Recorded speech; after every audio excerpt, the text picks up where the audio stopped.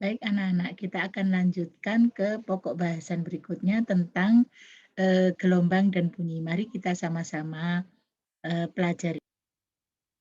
Oke, kita akan bicara tentang getaran, getaran, nah, gelombang dan bunyi. Mungkin ini bisa dilihat gelombang air laut ya, gelombang air laut yang anak-anak kalau pergi ke laut kelihatan gelombangnya naik turun, ada gelombang pasang, ada gelombang surut. Apa yang bergetar, kemudian bagaimana dengan bunyi yang ada di situ. Nanti kita akan bahas satu persatu pada pertemuan kali ini.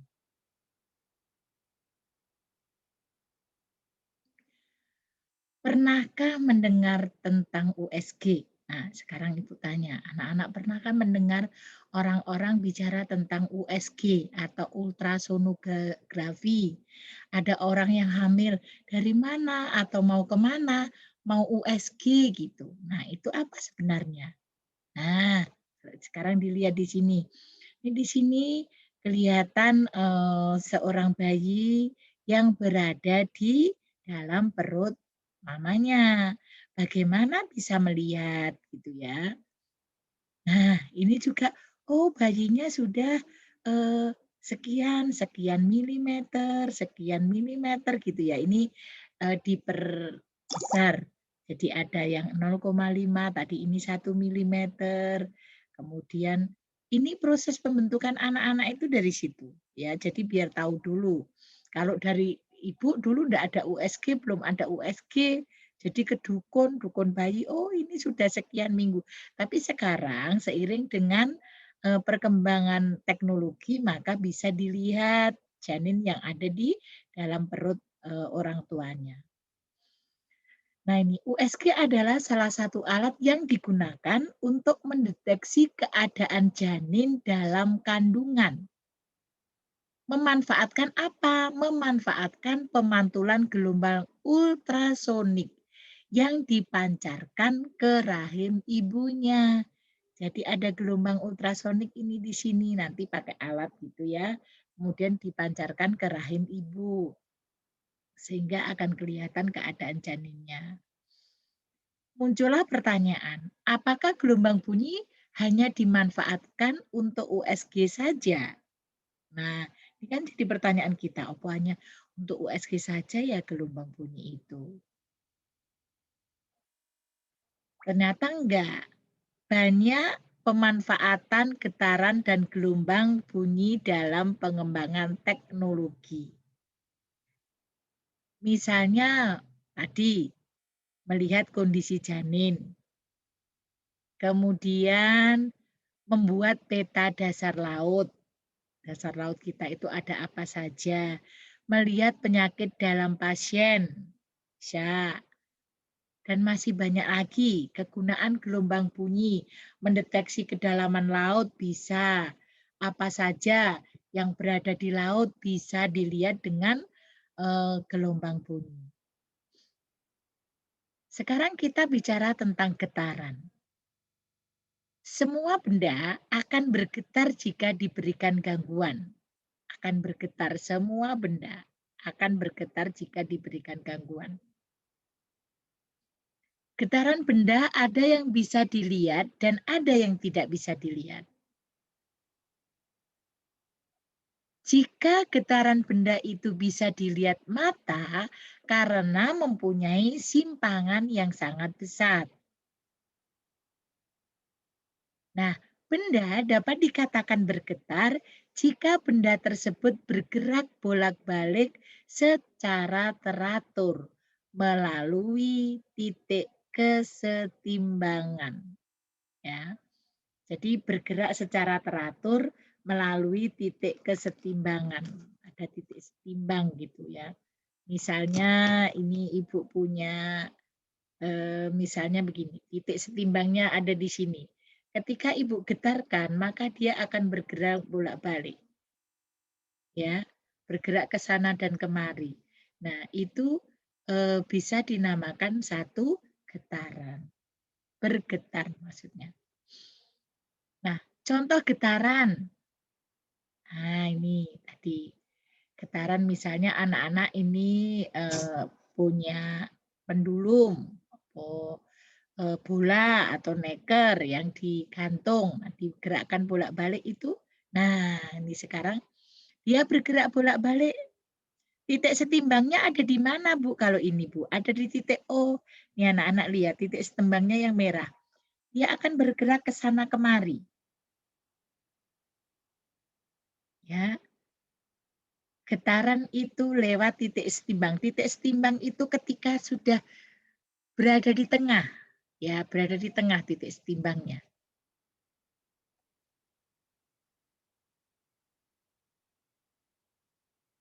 Nah, bandul mulai diam di titik O, ini kalau kita ambil dari gambar ini berarti titik O adalah titik setimbang. Kemudian ditarik ke arah A, diberikan simpangan kecil, maka pada saat dilepas akan bergerak secara bolak-balik.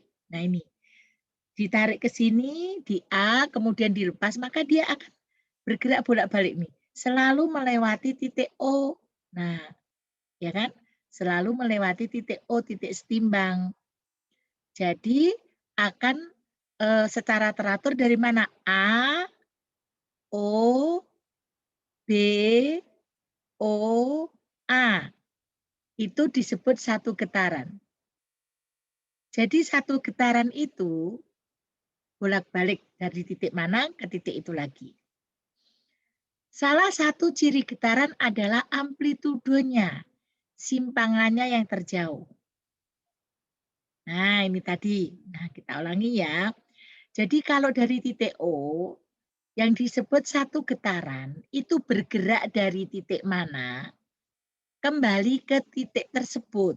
Misalnya, kalau berangkat dari titik A, kita tarik ini, kita tarik bolanya misalnya dari titik A, maka dia akan bergerakkan ke A, O, B, O, A. Ini satu getaran.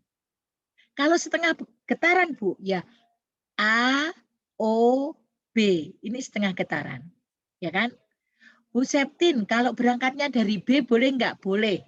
Berarti dari sini. B, O, A, O, B. Nah, ini satu getaran. Nah, pada getaran di samping, maka amplitudonya yaitu dari O ke B dan O ke A. Atau kalau ditanya titiknya ada di B dan di A. Karena apa? Karena amplitudo itu simpangan yang paling jauh. Di mana titik terjauhnya? Itulah yang disebut dengan amplitudo. Pada getaran, ketika bergetar tadi perlu waktu enggak? Nah, kita bergerak bolak-balik tadi perlu waktu enggak? Perlu waktu. Berapa banyaknya waktu yang diperlukan? Nah, karena apa? Karena itu nanti kita akan mengetahui berapa gelombangnya, berapa panjang gelombangnya, gitu ya. Jadi harus paham dulu. Perhatikan bandul ayunan di bawah ini.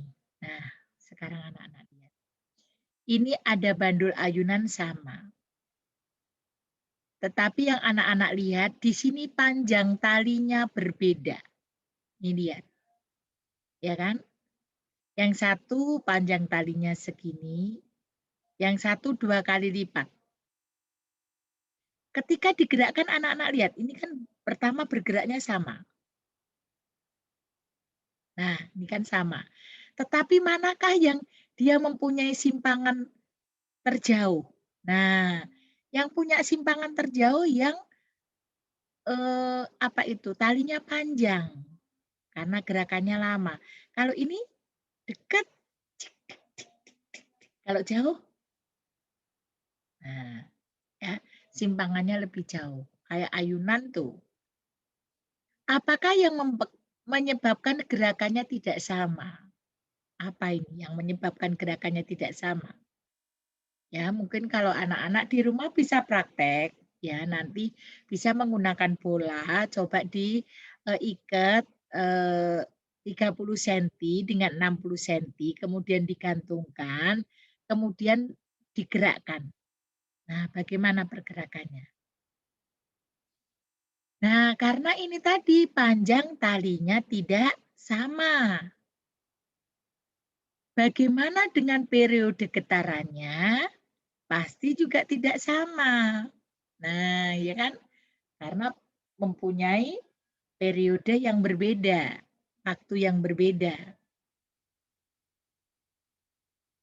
Contoh dalam kehidupan sehari-hari. Nah, ya anak-anak lihat. Misalnya main ayunan, ketika anak-anak menarik tinggi sekali ayunan itu, kemudian dilepaskan, maka akan mengayun ke sana setinggi tarikan tadi, tarikan awal.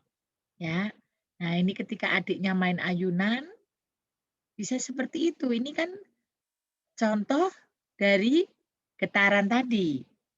Satu getaran bergerak bolak-balik. Coba dalam misalnya dalam 2 menit dia bisa bergerak berapa.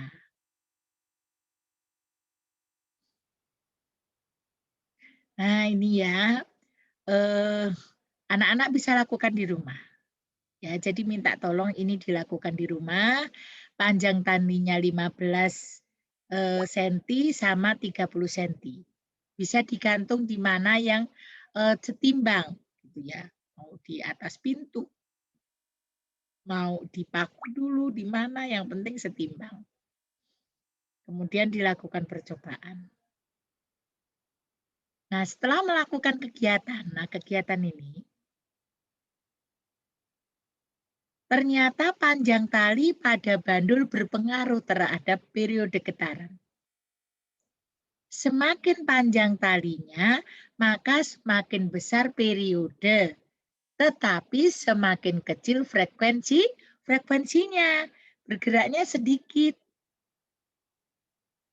Dengan demikian, besarnya periode berbanding terbalik dengan frekuensi. Besarnya periode berbanding terbalik dengan frekuensi. Nah, ini misalnya gerakan bandul dari titik B ke B aksen. B ke C. Disebut simpangan. Ini simpangan. Nah, simpangan terbesar berarti dari titik B ke sini sama titik B ke sini tadi. Berarti ada B ke A dan B ke C. Disebut dengan amplitudo, simpangan terbesar. Titik B ini disebut dengan titik keseimbangan getaran. Apakah yang disebut dengan periode itu? Periode adalah waktu yang dibutuhkan untuk bergetar satu getaran. Periode. Simbol periode itu T. Ya, simbol periode itu T besar. Dengan satuan detik atau sekon. Disingkat S.